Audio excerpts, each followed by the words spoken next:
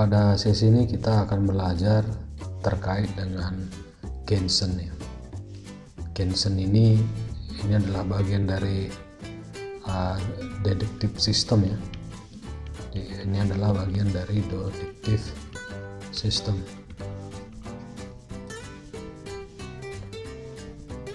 Deductive system itu terdiri dari aksiom dan aturan-aturan inferensi.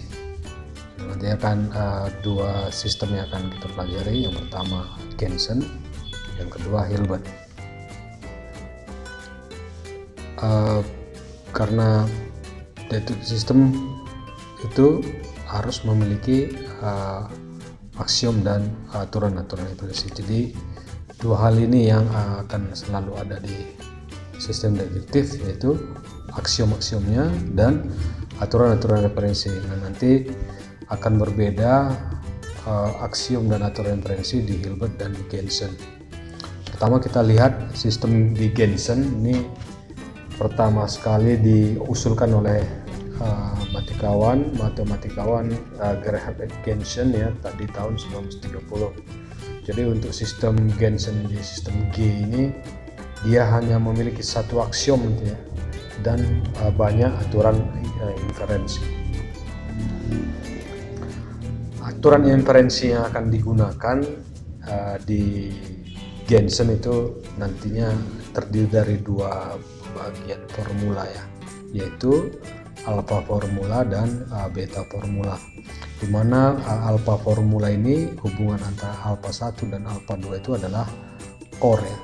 Jadi hubungannya OR, dan di beta 1 dan beta 2 ini hubungannya N gitu ya. Ini hubungannya N. Jadi kedua formula ini alpha beta yang akan menjadi aturan-aturan inferensi di Gensen. Di Gensen kita akan menentukan sebuah aksiom gitu ya. Nah, aksiom di Gensen itulah semua kumpulan formula yang terdiri dari komplementari literal ya, pasangan komplementari literal. Jadi kalau di dalamnya ada pasangan komplementari literal, maka itu disebut sebagai aksiom. Pasangan komplementari literal contohnya adalah R dan negasi R. Kemudian yang lain, contoh yang lain ini adalah P atau dan negasi P, atau negasi Q dan Q gitu ya. Ini adalah pasangan komplementari literal. Nah, ini sekarang ini formula ini termasuk aksiom tidak? Kita cek terdapat nggak komplementari literal. Ini satu formula, Q satu formula, R satu formula, negasi R satu formula, Q atau negasi R satu formula. Ternyata di sini ada Q dan negasi R, berarti dia memiliki satu komplementari literal ya, maka dia disebut sebagai aksiom. Nah, di Gensen kita juga bisa mereduksi sesuatu formula ya. Nah, ini contohnya formula ini ada P atau Q, R, negasi R, kemudian Q atau R. Nah, ini formula ini ya, akan kita reduksi. Caranya adalah mengeluarkan yang sesuatu yang duplikat. Nah, hubungan di sini ada koma-koma ini hubungannya adalah OR gitu ya. Jadi formula ini bisa kita tuliskan lagi seperti ini ya. Jadi yang di bawah ini, seperti yang ini ya. Jadi PQ R Q negasi Q atau negasi R atau negasi koma Q atau negasi R. Nah, di sini ada yang duplicate. Kalau sesuatu yang duplicate itu di remove, dipindahkan, sehingga formula yang akhir kita dapat adalah yang ini, dari berdasarkan proses memisahkan formula yang duplikat ya, duplikat. Nah, berikut ini adalah bagaimana kita membuktikan di suatu sistem Gensen ya, membuktikan bahwa formula ini adalah proof. Bagaimana caranya? Caranya menggunakan aksiom ya, menggunakan aksiom dan aturan inferensi ya. Aturannya dari mana? Alfa dan beta formula. Ya, jadi yang pertama kita membuat aksiom-aksiom yang dibutuhkan gitu ya. Yang pertama adalah aksiom yang ini. Kenapa ini disebut aksiom? Karena ada komplement literal negasi P dan P. Yang ini disebut aksiom karena memiliki negasi Q dan Q, sehingga ini disebut aksiom. Nah, berikutnya nanti akan ada aturan alfa ya, beta dan alfa implikasi ya. Alfa beta itu digunakan untuk 1 dan 2, alfa dan itu digunakan untuk yang ketiga ya, yang ketiga. Kemudian alfa implikasi digunakan untuk yang keempat. Aturan inferensi yang pertama yang kita gunakan adalah beta atau ya. Jadi di sini kita lihat aturan beta ya, beta. Kemudian kita cari operator utamanya yang atau ya, kita temukan di sini gitu ya, atau ya. Jadi kalau ini kita tuliskan, maka negasi beta 1 atau beta 2 itu ekivalen dengan negasi beta 1 ya,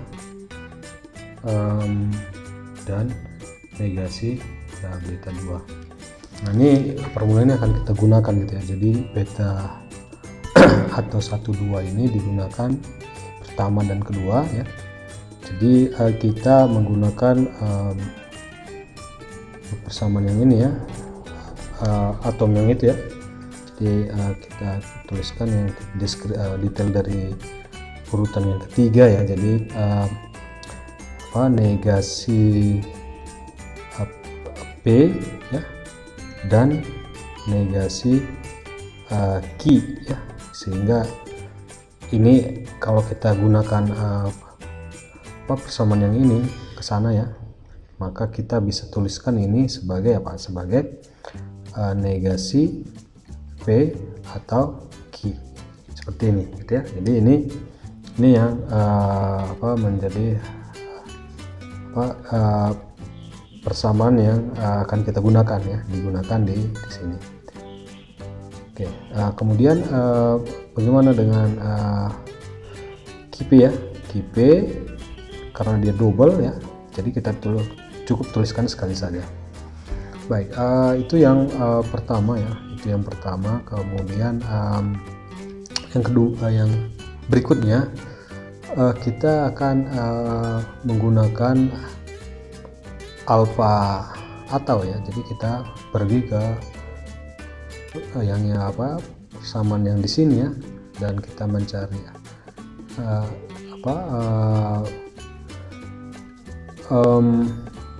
operator utamanya yang atau gitu ya, dan kita bisa temukan di sini yang sesuai gitu ya, atau. Nah, ini kalau kita lihat,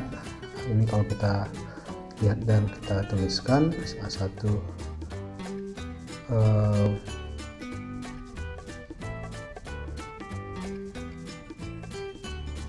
atau ya, atau A2 ya. Nah, itu sama dengan A1 atau A2. Nah, ini kita tuliskan ya, di sini tanda koma ini artinya atau ya. Ini di sini juga tanda koma ini nanti artinya adalah atau gitu ya, atau. Maka ini kita tuliskan Q atau P.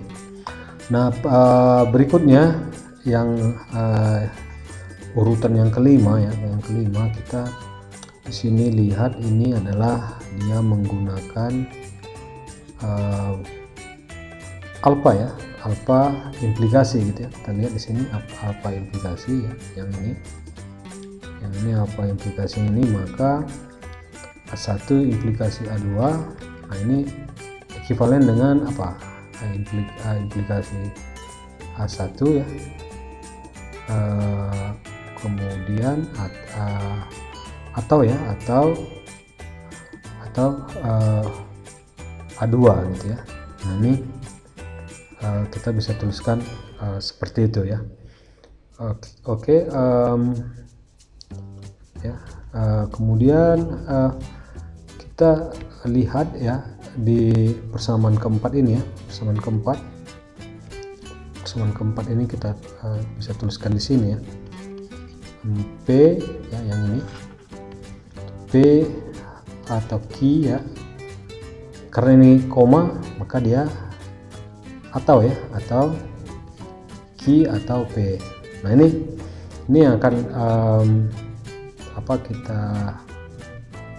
kita gunakan persamaan yang ini gitu ya, persamaan yang ini, bahwa kalau di sini adalah misalnya ini adalah A1 ya, ini negasi A1 dan kemudian ini adalah A2, sehingga kita dapatkan adalah A1 maka A2 ya. Jadi kita tuliskan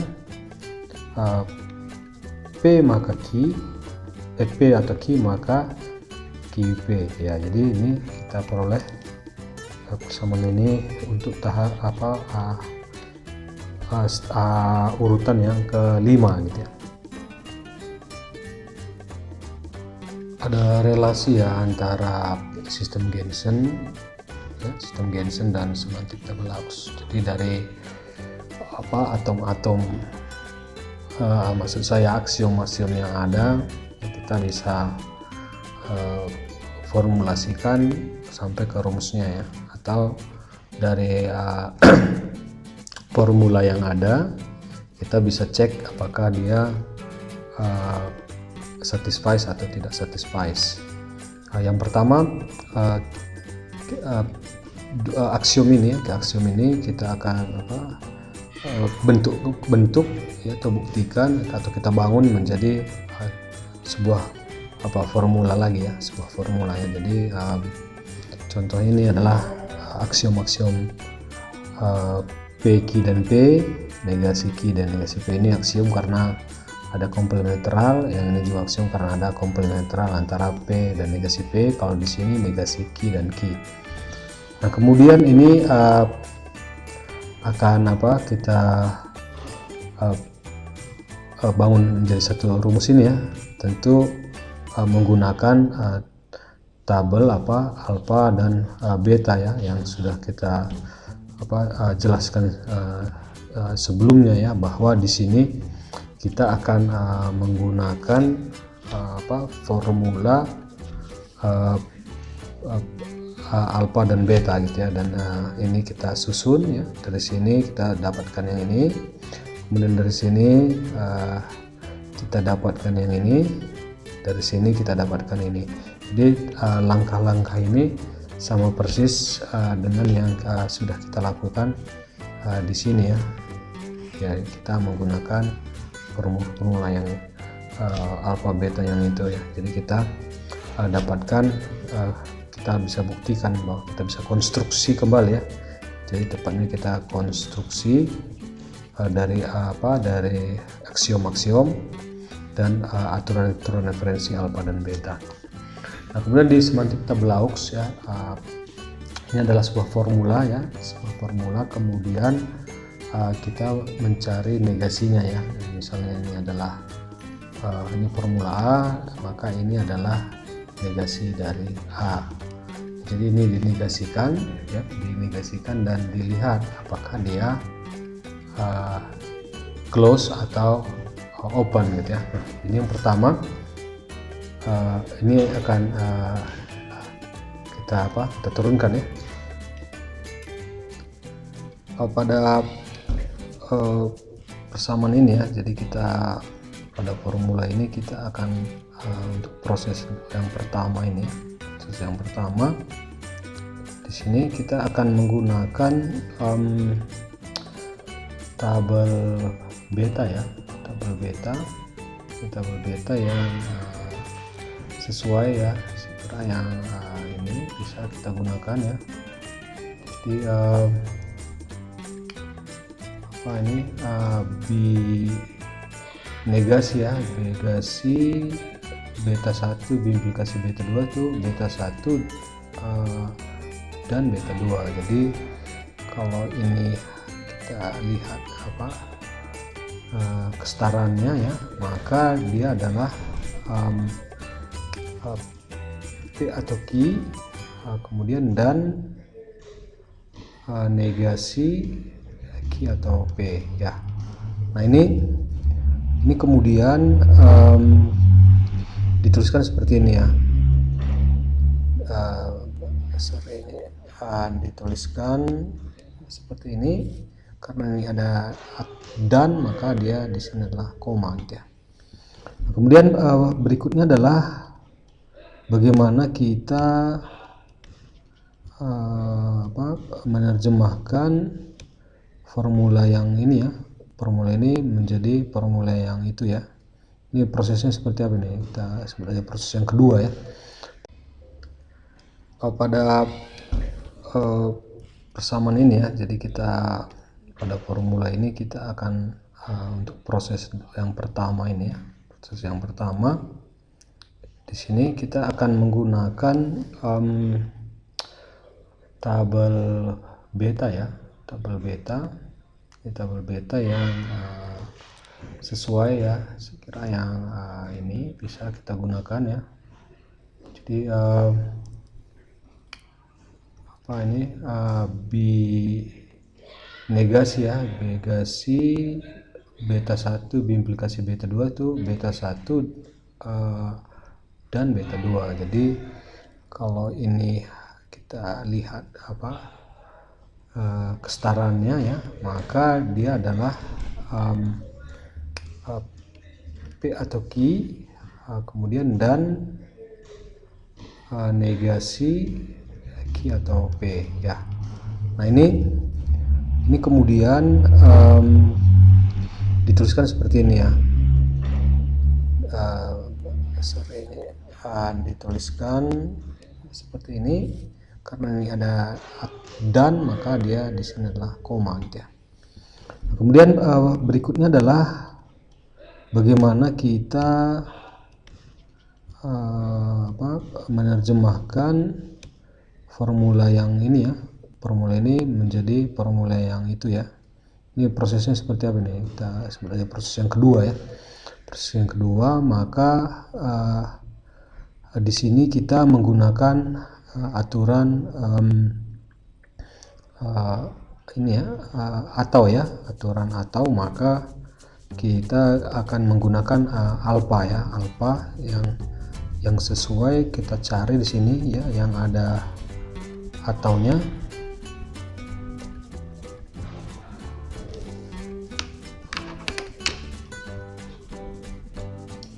Ya, jadi kita ketahui tadi bahwa negasinya nih ya, negasinya bernilai close gitu ya. Nah kemudian apa yang kita bisa simpulkan kalau dua-duanya close ya. Nah, jadi ada sebuah teorema ya, bahwa A itu terbukti ya, proof ya. A itu proof hanya jika di Gensen itu close semantik tableau untuk negasi A ya, untuk negasi A itu ada close semantik tableau-nya ya. Jadi ada sebuah close semantik tableau. Jadi di sini kita lihat ini adalah close, jadi dapat dikatakan bahwa ini A itu proof gitu ya, A itu proof ya, terbukti gitu ya. Jadi seperti ini ya, ini tadi wah ya, ini tadi persamaan tadi kita bisa gunakan proofingnya ya, menggunakan aksiom seperti ini ya, aksiom dan alfa beta seperti itu, dan dia proof. Kita bisa juga buktikan bahwa misalnya ini adalah A ya, maka A ini kita dapat buktikan proof ya, kalau negasi di situ di negasi A nya ada semantik tableau yang close seperti ini.